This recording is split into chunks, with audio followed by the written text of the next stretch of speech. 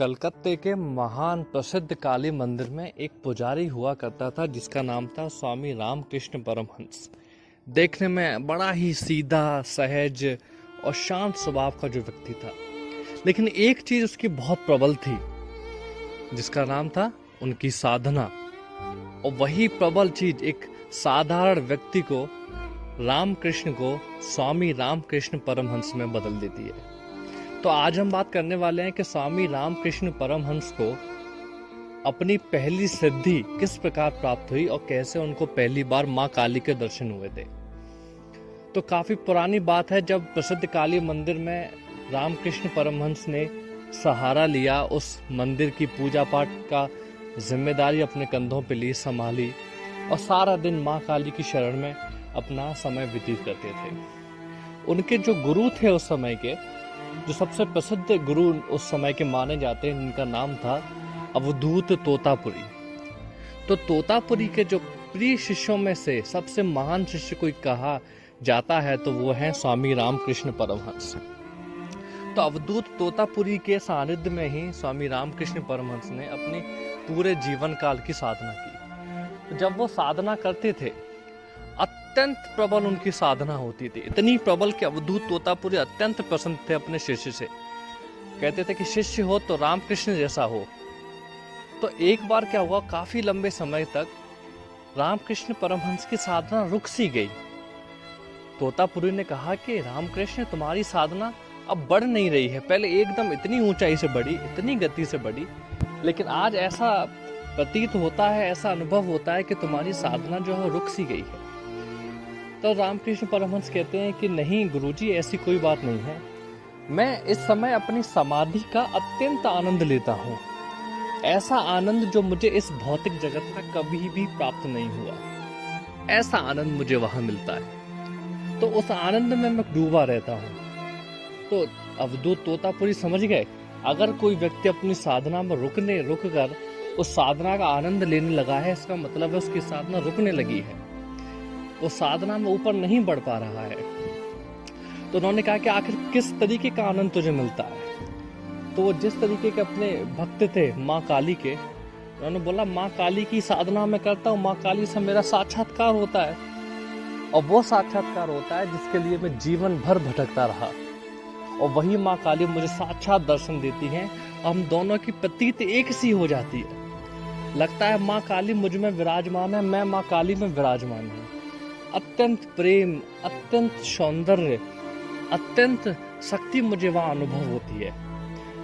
तो अवधूत तोतापुरी ने कहा है कि ये तो इसका मतलब है कि तेरी साधना रुक गई है। अब माँ काली ही सही, लेकिन तेरी साधना में अवरोध है, उस अवरोध को पार कर और आगे जा। उन्होंने कहा अवरोध को पार करूं? माँ काली से भी बढ़कर क्या हो सकता है? ऐसा क्या है साधना में जो माँ काली के भी परे है? तो उन्होंने कहा कि माँ काली की तू साधना करता है तो माँ काली ही तुझे रोक रही है, उनको हटा दे वहां से।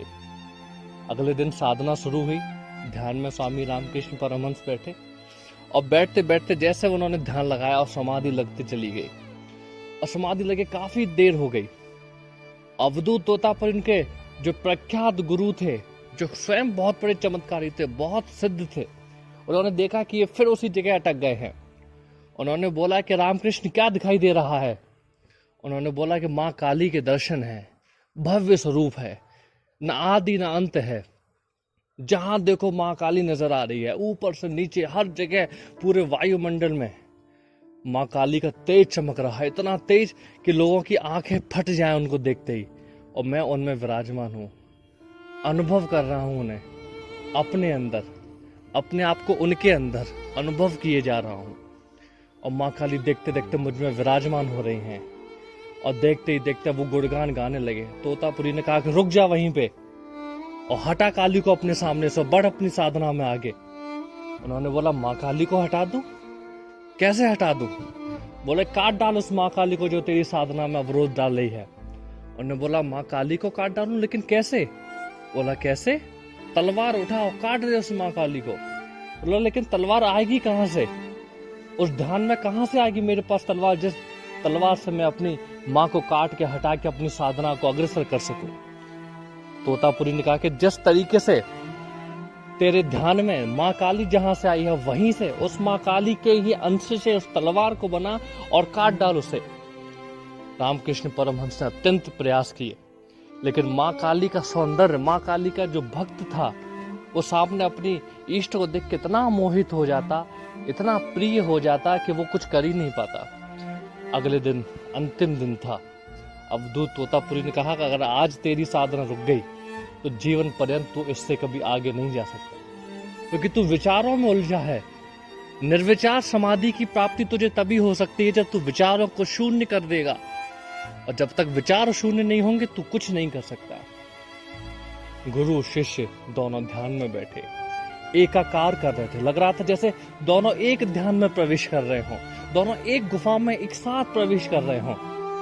दोनों बढ़ते चले गए, और बढ़ते बढ़ते जैसे ही रामकृष्ण अपनी अंतिम स्थिति तक पहुंचे, उन्होंने कहा, देखिए गुरुजी, माँ काली आ रही है माँ काली सामने से।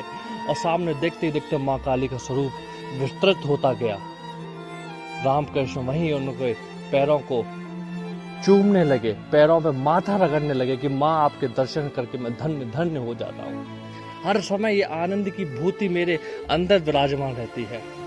अवधूत तोतापुरी ने कहा कि भटक मत रामकृष्ण, उठा तलवार और काट डाल इस माँ काली को। उन्होंने बोला, कैसे काटू गुरुजी? और वैसे ही अवधूत तोतापुरी ने अपना हाथ रामकृष्ण परमहंस के माथे पर रखा और एकदम शक्तिपाद क्रिया द्वारा माँ काली एकदम से गायब हो गई। और स्थिति थी निर्विचार की, निर्विकल्प की, निर्वाण की। जो अंतिम स्थिति ध्यान की होती है रामकृष्ण परमहंस को, वो प्राप्त हुई सिर्फ और सिर्फ अपने गुरु की महिमा द्वारा। इसीलिए कहा जाता है कि कोई भी साधना किसी भी गुरु के बिना कभी सिद्ध नहीं हो सकती, चाहे वो रामकृष्ण की साधना हो, चाहे स्वामी विवेकानंद की साधना हो। सिद्ध करने के लिए सिद्ध पुरुष ही आवश्यक है, और सिद्ध पुरुष वो जो आपको अग्रसर करे।